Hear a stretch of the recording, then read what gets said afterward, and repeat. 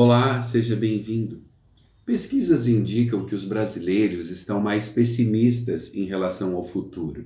A pandemia, de certa forma, obrigou as pessoas a refletirem mais sobre si mesmas.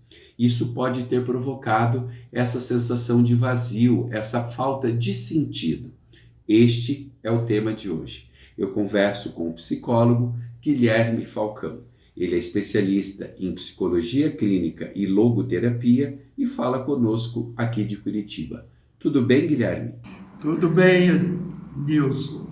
Obrigado pela disponibilidade. Você percebe essa onda de pessimismo nas pessoas? Sim, na verdade, as pessoas têm uma tendência de olhar mais o que não deu certo na vida delas do que o que deu certo. Valorizam muito mais o que não deu certo. E a pessoa, sem perceber, vai criando uma onda de pessimismo, né? Você acha que o isolamento provocado pela pandemia aumentou essa situação? Com certeza, porque foi um impacto mundial, né? Quando a gente viu as ruas vazias e a Organização Mundial de Saúde fazer aquele comunicado, todos nós fomos impactados. Agora, durante a entrevista, eu vou dar algumas dicas de como a gente podia ter convivido com a pandemia de uma forma mais saudável. Lá em Eclesiastes diz que há tempo para tudo debaixo do sol. E tem um teólogo chamado Dietrich Bonhoeffer, que ele foi contra até o Hitler, que ele fez um poema muito interessante de Deus. Ele disse assim: tempo perdido é um tempo não vivido, é um tempo não aprendido, é um tempo não experienciado, é um tempo onde eu deixei de fazer coisas novas, é um tempo que eu fiquei paralisado diante das dificuldades. Então, o que eu estou recomendando nessa pandemia inteira, para alunos, para paciente, para tudo, foque na agenda do dia a dia. Faz de conta que você só vai viver hoje. O que é que você faria hoje? De trabalho, de estudo, de lazer, de comunicação com a família, de comunicação com os amigos. Não se isole só fisicamente, mas também não se isole pela internet também. Se comunique com as pessoas. O que significa ter um sentido para a vida? O sentido da vida está além de mim. Eu vou de encontro à comunidade, eu amo alguém, eu crio uma missão, eu faço algo pela humanidade. Agora, quando a gente fica na autorrealização, a gente fica o que eu chamo, Ednilson, de umbigólatra, adorando o próprio umbigo. Mas a logoterapia diz: vá para o meio, sirva o meio. Qual a diferença, Guilherme, entre sentido e propósito? O sentido é algo mais profundo, é aquela coisa que você acorda e você está com vontade de continuar aquela caminhada. O propósito, eu posso ter o propósito esse ano de reaprender inglês, eu posso ter o propósito desse ano de andar de bicicleta no parque. É algo específico. Só que o sentido é como se fosse o próprio oxigênio da vida. O sentido vai mover você para a vida. E outra coisa, o sentido não é único.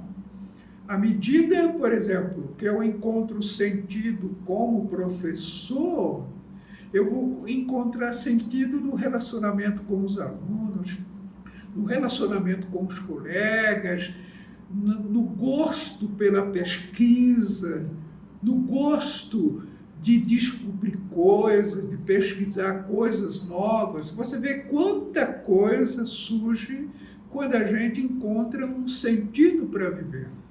Esse sentido, então, ele é uma questão mais existencial mesmo e ela está diretamente ligada a questões do nosso dia a dia, né? Sim, porque não é algo abstrato, é algo concreto. Por exemplo, o Frankl diz que a gente pode encontrar sentido pela própria criatividade.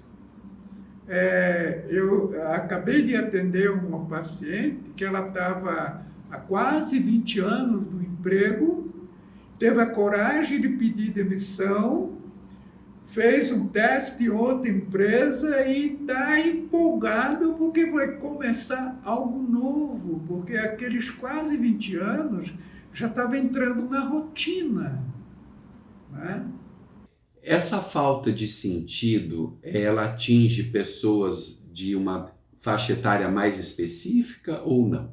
Eu tenho percebido que é muito mais entre adolescente, jovem e adulto que está com todo o gás aí na vida.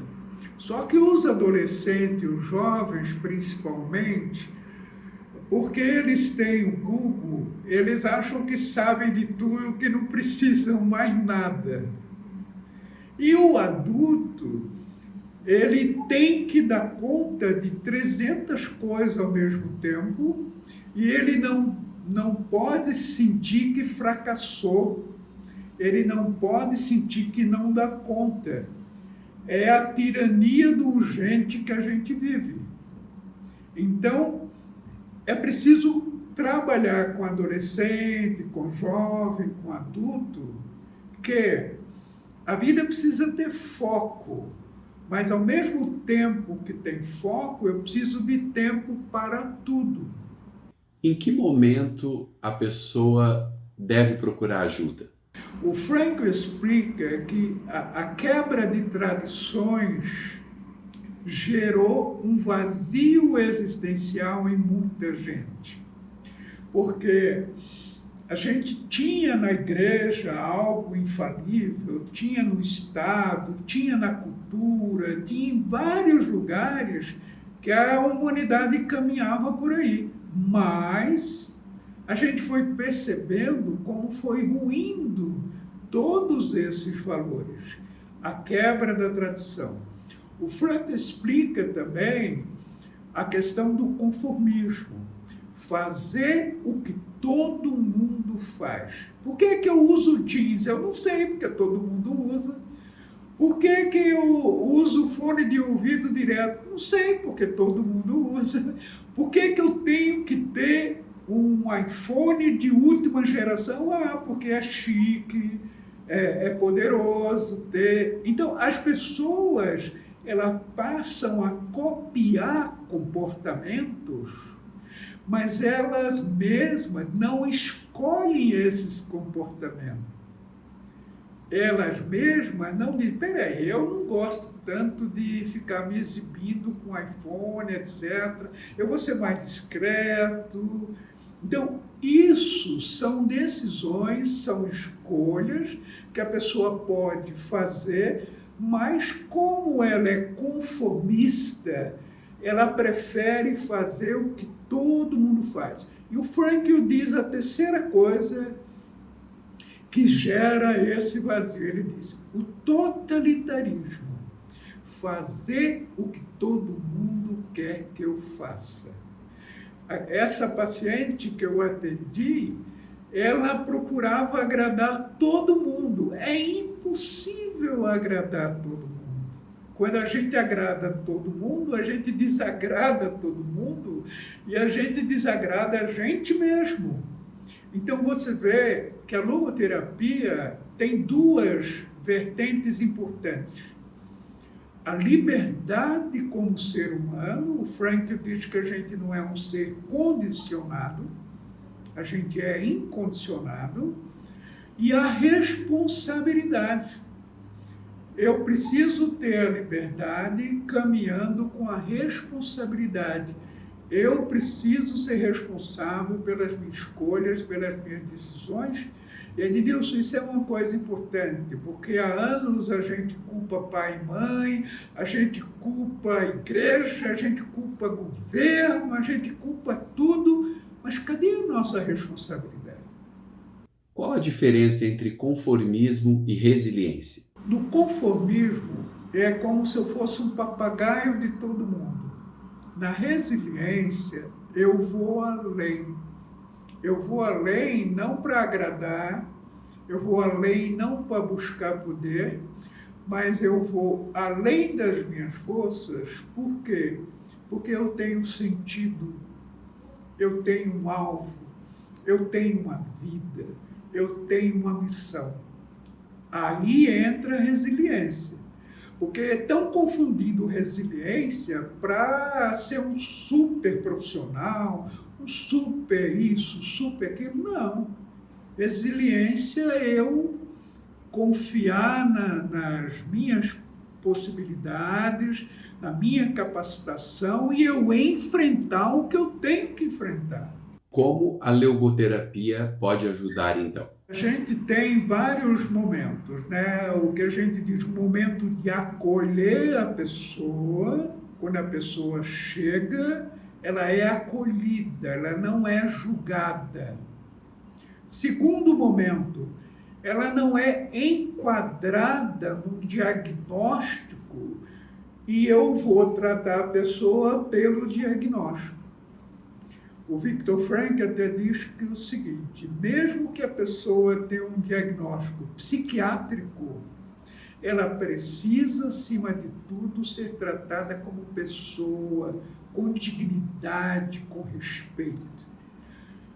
Outra coisa importante, ouvir um pouco a história do passado da pessoa, não ficar anos no passado, mas ouvir um pouco a história dela, história familiar, história cultural. E eu sempre digo para os pacientes o seguinte, olha, a gente vai trabalhar um pouco o passado, bastante presente e bastante futuro. E eles ficam aliviados com isso. Guilherme, muito obrigado pela sua entrevista.